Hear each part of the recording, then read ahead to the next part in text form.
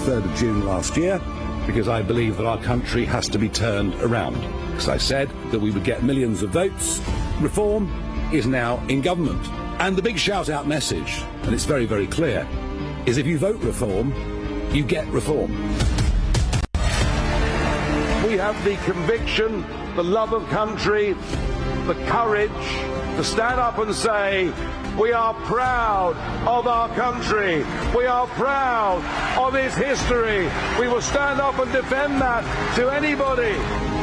Reform is now topping a national poll.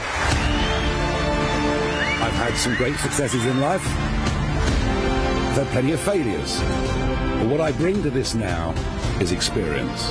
What I bring to this now is passion. I'm not afraid of anything. I believe that reform represents a silent majority in Britain. And when it comes to country, of what a nation is, this is where I do personally want to confront the Prime Minister head on.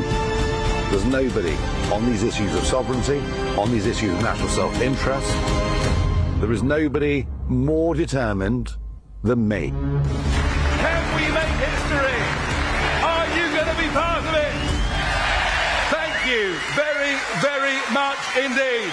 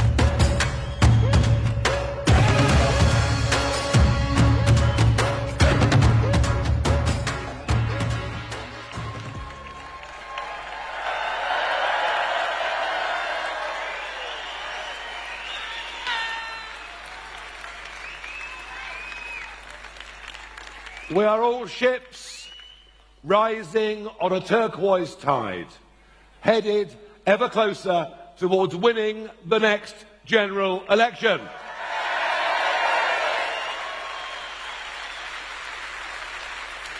It's been a day of some considerable news. It seems that female politicians are all the rage at the moment. We had our own very positive announcement overnight, of which you will hear more. But the reason that I've moved this speaking time forward is because this government is deep in crisis. Not only have they fallen into deep popularity within just a year of winning the general election, but it's become clear to all of us that it is a cabinet of wholly unqualified people to run our country. They are not fit to govern.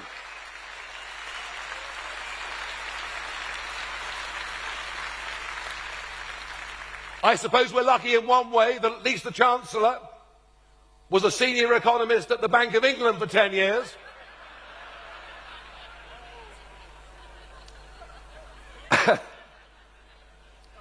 And that the business secretary is a fully qualified solicitor.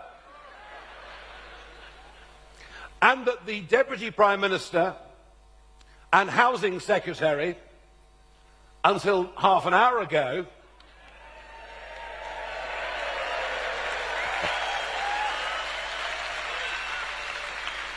is an accomplished property developer and speculator. But you simply can't get away, can you, from being the housing secretary and avoiding £40,000 of council tax. And it screams to entitlement. It screams to a government that, despite all the promises that this would be a new, different kind of politics, is as bad, if not worse, than the one that went before.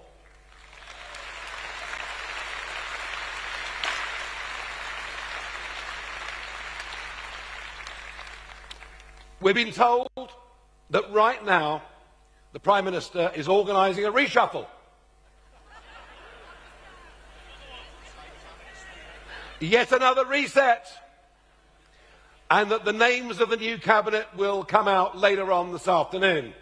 Well, I didn't want the Prime Minister to do anything to spoil our conference, and that's why I've come on the stage now to say they are not fit to govern. The Conservative Party are riven. In fact, Nadine Dorries said overnight the Conservative Party are dead. Deservedly so. Deservedly so. And they will not be forgiven. They will not be forgiven for their betrayals over the course of the last 5 years. Mass migrations, illegal immigrants crossing the Channel, sky-high taxes, and much else. But in the middle of this meltdown of these two parties that have dominated for 100 years British politics, in the middle of all of this, there is a new, strong, unified party that speaks with one voice, that knows it's determined to put the interests of Britain and the British people above that of outdated international treaties or dubious courts. We are the patriotic party. We are the party that stands up for decent working people, and we are the party on the rise.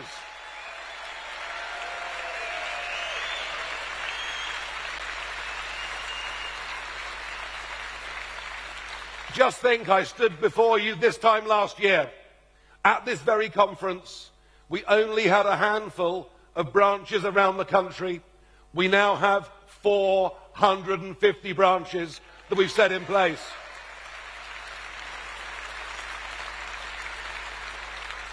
As we entered the general election of 2024, we had 30,000 paid-up members.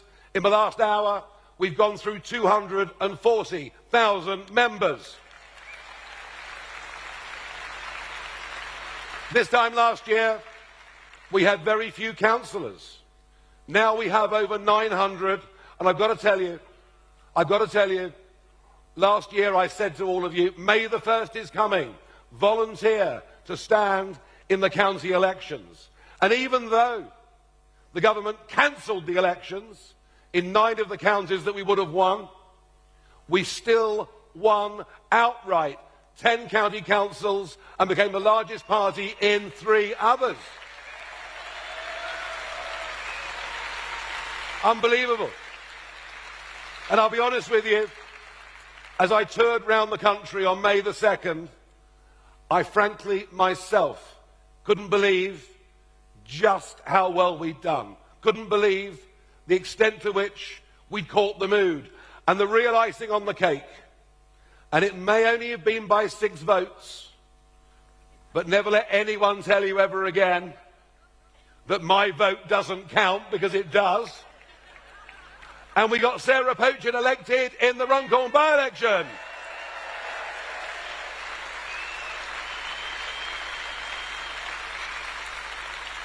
We have topped over 100 of the last opinion polls. Our lead is between 10 and 15% against any of the other parties. And I tell you what, given the state of chaos they're in, I think we can increase that lead further yet. Folks, it's happening.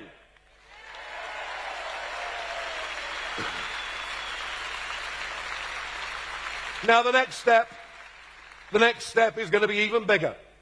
Scottish Parliament elections, Welsh Senate elections, and indeed a by-election that will take place in Wales next month.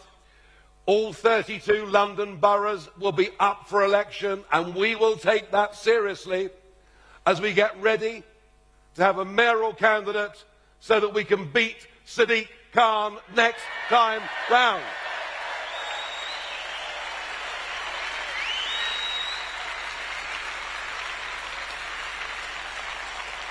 we are going to need, we're going to need up to 5,000 vetted candidates to fight those elections next year. Those elections next year are an essential building block as we head towards a general election. Now, talking of the general election, it's supposed to be in, I know you want it now, but it's not going to come now. The next general election is not due until 2029. But let me tell you, it's all right, I'll cheer you up in a moment. Angela Rayner going, not just as Housing Secretary, but also as elected Deputy Leader of the Labour Party and Deputy Prime Minister, means there will be an internal election in the Labour Party. Already, they're facing the threat of Jeremy Corbyn and Zara Sultana. That's if the two could ever agree on anything, including the choice of a party name. But I put this to you. This battle for Deputy Leader of the Labour Party will be very like the battles they had back in the early 1980s. The left of the Labour Party will rear its voice. We're used to hearing stories of splits in the Conservative Party. We're about to witness a big rift in the Labour Party too. And I think if there is one really big message from me to this conference, I don't think, and the bond markets back me up, and the leftward drift backs me up, and before long, there'll be Labour MPs that reckon they've got a better chance on the Jeremy Corbyn sectarian ticket, because frankly, folks, that's what's going on in our country. We have sectarian politics emerging. I loathe it. But there'll come a point when many MPs, Labour MPs, think they've got a better chance of being re-elected under that ticket, under Corbyn, than they do under Sir Keir.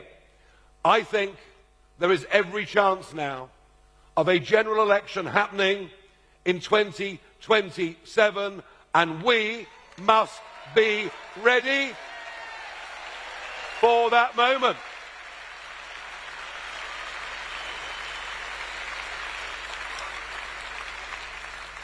Now, we also as a party have to raise a lot of money, and we're making progress.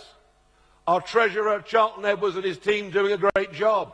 Our Honorary Treasurer, Nick Candy, has personally already put in over £500,000 of his own money. Nick, we thank you for that. But I want you two in the branches to go out and work and raise money, to volunteer to be candidates, to deliver leaflets, to knock on doors. We need to be the party of activism. And I think all of us believe, don't we, in what we're doing? So we must all play our part and do our bit. But one of the counter-arguments, well, there are two. One is it a one-man band? I went to the football shirt stand earlier, and there you've got 11 names. Jenkins, Tice, Pochin, and so on. 11 of our most senior elected representatives. And I stood in the middle and held up the shirt that said Farage, and the BBC asked me, am I a one-man band? I said, look at this lot behind me. And one of the joys of this year has been seeing so many other senior reform figures appearing on television, appearing on radio, writing articles for newspapers. We've broadened the scope, and fresh new people are coming in.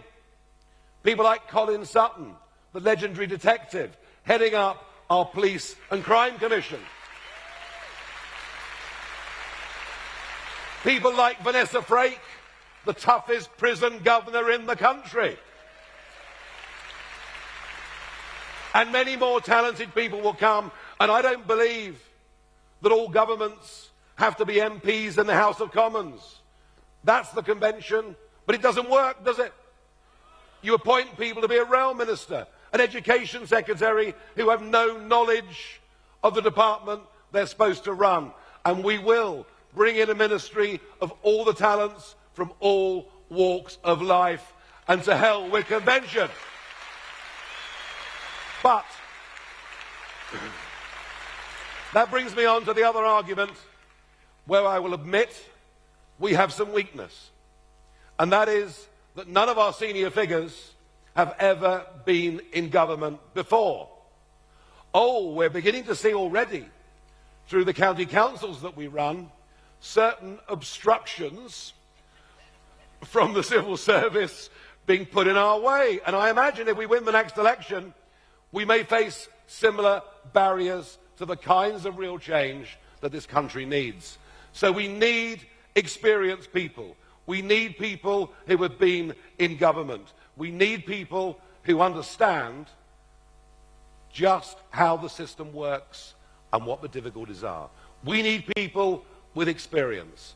And that is why, after a lengthy debate and consultation, that is why I'm pleased to welcome today to the stage a woman who was served in cabinet as Culture Secretary, a woman who has sold 3.5 million books, a woman who has been on I'm a Celebrity, Get Me Out of Here.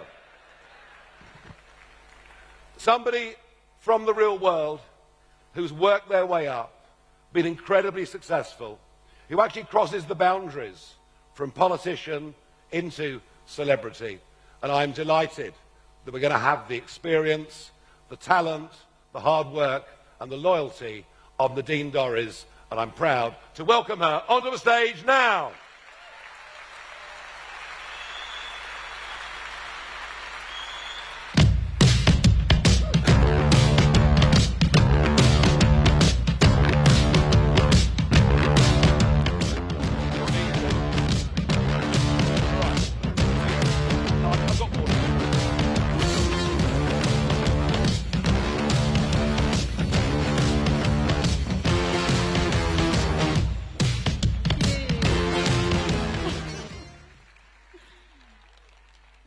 Most dramatic entrance I've ever made into a room, ever. Thank you for that, guys. Everyone, I want to say I am more than delighted to be amongst you today. I'm actually relieved. And the reason why I'm relieved is I feel for the first time in a number of years as though I'm at a conference and amongst people who share the same principles and values as I have always held. And I can feel it in this room, the energy and the excitement and the acknowledgement that there is a job to be done. I want to thank Nigel for that introduction, and I want to thank everybody at Reform for bringing the party to this point. The reason why, and I'm going to deliver probably a slightly more serious message, the reason why is this government is in deep and serious trouble. It is falling apart. It is dividing and fracturing. The Conservative Party did that a number of years ago. But it's not just our political parties which are in trouble. It's the country too. And just as an example of this, if you look at our economy, everything that should be going down is going up. Whether it's taxes, unemployment figures, inflation, the number of illegal immigrants who are crossing the safe continent of Europe and leaving the shores of France to arrive on our shores, everything is going up. But the most important figure which is rising is the interest on our government debt. Now, what does that mean? It means that the international economic community are looking at us and they have decided that this government cannot manage the economy. It has no faith in this government to reduce public spending. And that was evidenced to us a number of weeks ago when Labour MPs refused to put through cuts to the welfare bill. And when a government shows that it can't manage its economy, And when what is happening to the Labour Party, quite obviously now, it's fracturing and dividing into two, the far left and the left. Some of us have been here before, haven't we? Some of us are still, I'm sure some members in this audience must be as old as I am, and we're here in the 70s when we've been through this before. We know where this road leads to. So we're in deep trouble, and we can't look to either of the main political parties up till now, Labour and Conservatives, to save the country. Now, I think it's an overused expression that the next general election is going to be the most important. We say at every election, it's almost like Peter and the Wolf. But for this election coming up, it really is going to be the most important ever. Because when Labour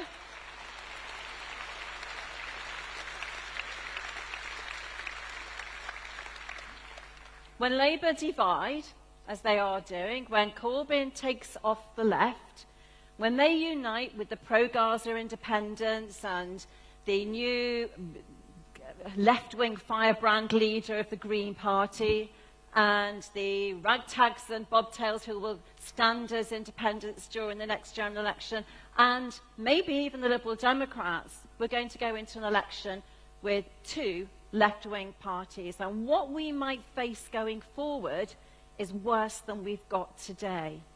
That's why Nigel, his team, Richard and others, the Reform Party is the party of the moment.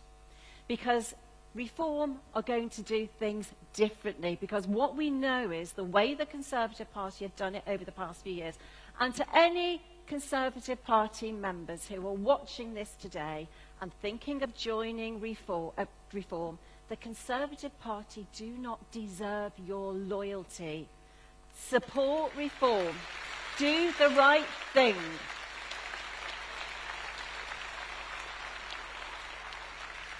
Frankly, any party which removes two election-winning prime ministers, replaces them with dud after dud, just does not deserve your support. Nigel has got the answers. All summer, I've been debating, what do I do?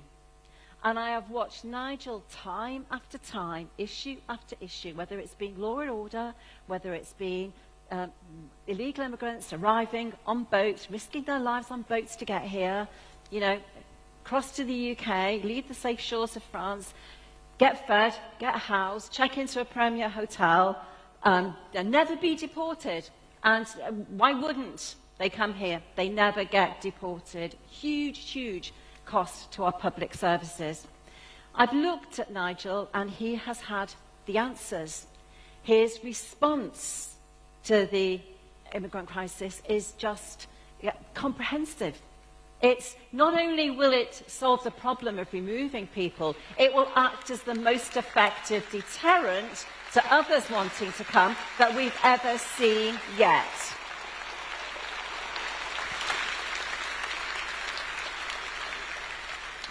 And we know that's the case because it worked with Rwanda. When Rwanda was being put forward and mooted as a plan, the Conservative Party had a way. Its Conservative MPs just didn't have the will, because 2/3 of them are Wets and are to the left of the Conservative Party, and they were never going to make it work.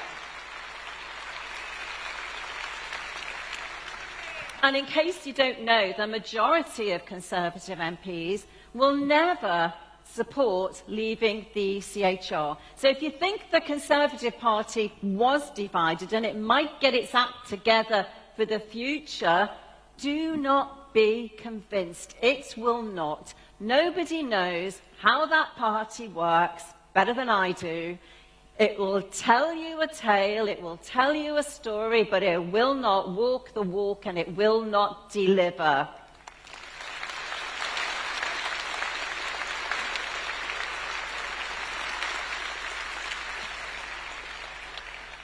And I suppose I want to finish by saying this. Loyalty in a political party is everything. Whether it's from its members or from its MPs or its councillors.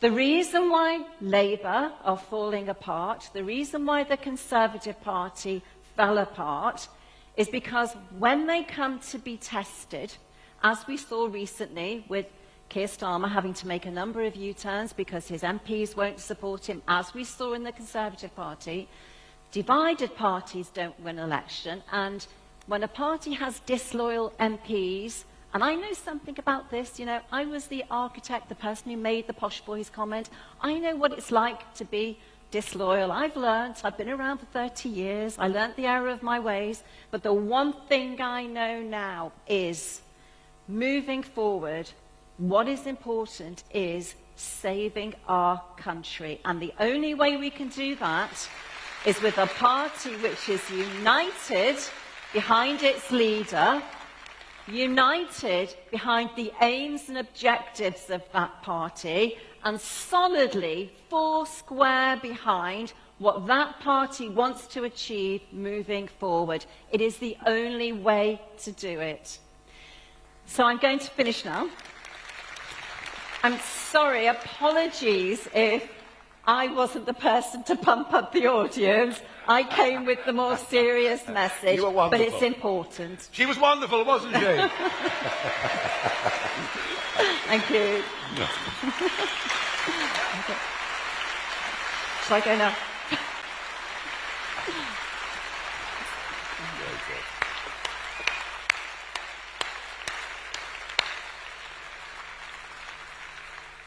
And to all of you watching on live stream, I know there's a massive audience out there, listen to what Nadine just had to say.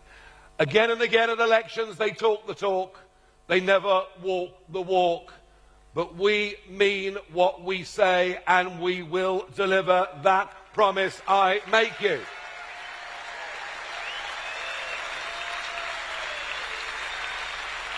Now, Nadine is right. Our country is in a very bad place. It's a mixture between anger and despair. Is it any wonder that the protests have sprung up outside the hotels? We are in economic decline. We are in societal breakdown with law and order. We are in cultural decline. It's as if our leaders have forgotten who we were. And when we want to question it, now they will do everything they can to crush free speech online. We are not going to have this. Our country is without doubt in the most dangerous place it's been in my lifetime. And we are, and I get this in the street from people point at me and say, you are the last chance we've got to get this country back on track. We are the last chance the country's got to get this country back on track.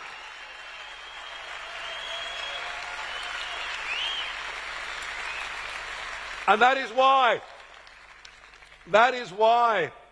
let's make Britain great again. I've heard that phrase somewhere else before, but I agree with it. And that is why, talking of flags, that is why spontaneously across the country, there's barely a lamppost now that doesn't have the Cross of St. George or the Union Jack. And we love it.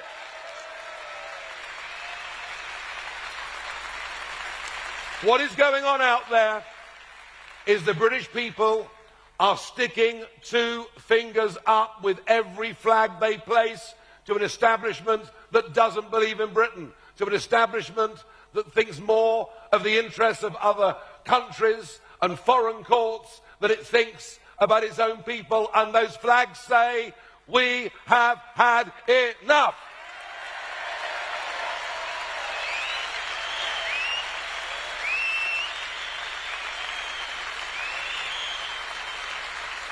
And we will, and we're determined, we will make Britain safer again, beginning with zero tolerance policing. If you shoplift, you will be prosecuted.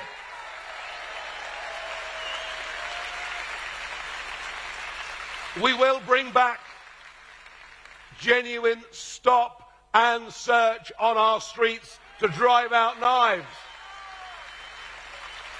We will deport foreign criminals. I'm off to have lunch in a few weeks with the Prime Minister of Albania. I might book a very big plane and take a load with me. I'm not sure yet. And we will stop what is a threat to our national security, what is a danger to girls and women on our streets. We will stop the boats, and we will detain and deport those who illegally break into our country, doing what nearly every normal country around the rest of the world does. You cannot come here illegally and stay. We will stop the boats within 2 weeks of winning government.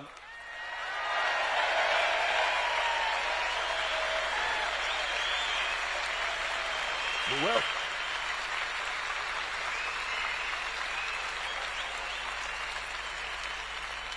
And we will stop dangerous organisations with links to terrorism operating in our country. Quite why we've been so gutless about this, both Conservative and Labour, I don't know. All across the Middle East, countries have banned and prescribed the Muslim Brotherhood as a dangerous organisation. We will do the very same.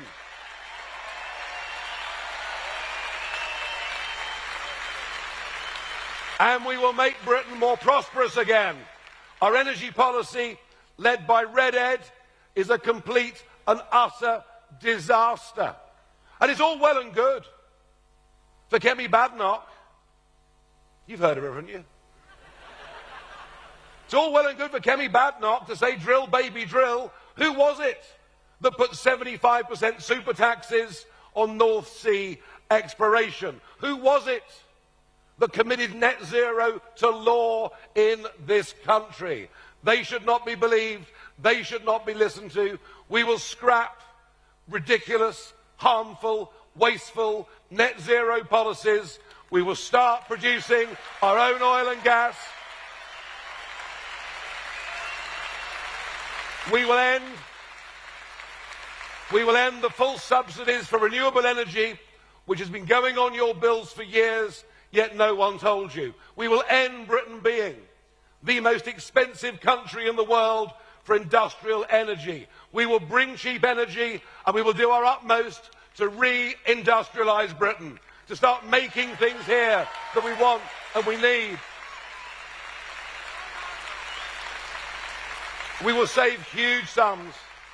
We will save huge sums of wasted public money, as our Doge unit has already begun to do in the county councils. We will do that. And we will, over the course of the next months, outline some serious cuts to the welfare budget in this country. It is not fair. It is not fair on people that get up with their alarm every morning, go to work and pay their taxes, for those that choose a different lifestyle to earn more money than they do. It is morally wrong, it is outrageous, and will be the party that backs working people.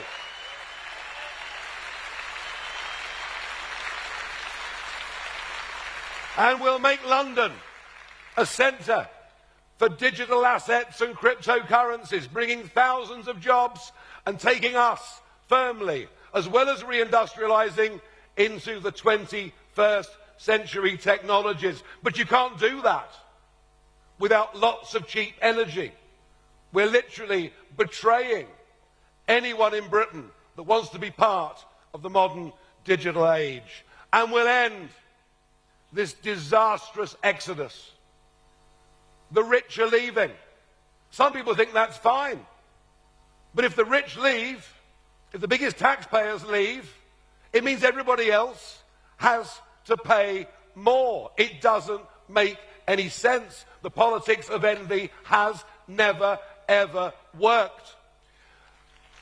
I don't want I don't want big taxpayers to leave. But equally, I don't want those. So we will make sure that people come back and see us as a place to be. And let's start teaching kids at school trades and services. You know, the one thing that AI will not replace is the local plumber. They're going to make a fortune in the years to come. In fact, looking at the bills, I suspect some of them are already. But most of all, we need to make Britain proud again. We've lost our sense of who we are. We refuse to acknowledge publicly the Judeo-Christian culture and heritage that we have, and that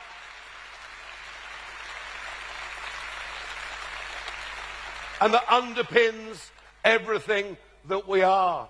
We refuse to have our kids' minds poisoned in schools and universities with a twisted interpretation of the history of these amazing islands. We will not stand for it. We will police the streets and not the tweets, and change all of that legislation that is damaging our rights so very, very much.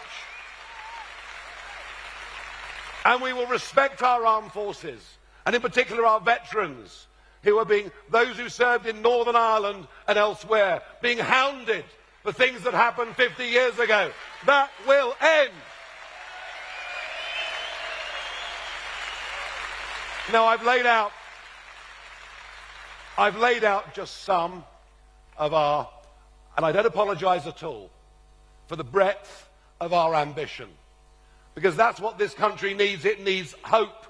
It needs belief. It needs to smile again. It needs to believe in who we are and that we can have a great future if we turn these things round.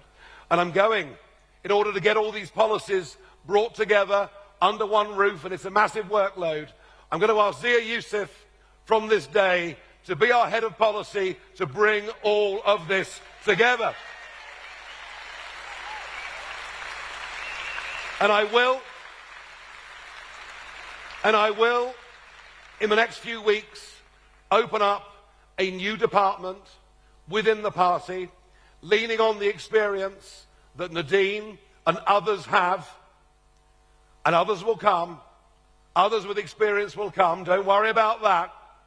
And we will open a department for preparing for government, so that when we win, we can hit the ground running.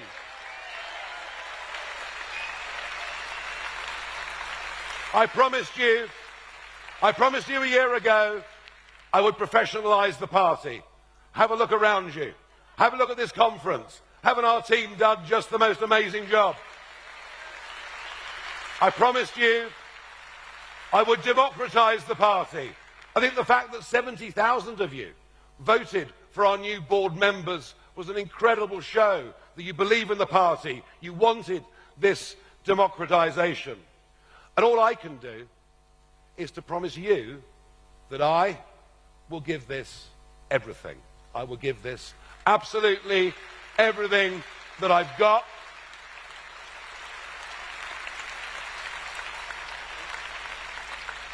No one cares more about the state of this country than I do.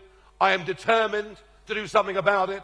I came out of last year out of retirement to try and lead a movement that would get our country back. I think we're on track. I think we're on our way. I'm proud to lead this party, and I'm proud of you for the amazing contribution you've made to our success over the next year. But I tell you what, folks, that was just the beginning. Thank you very much indeed. Thank you. Thank you.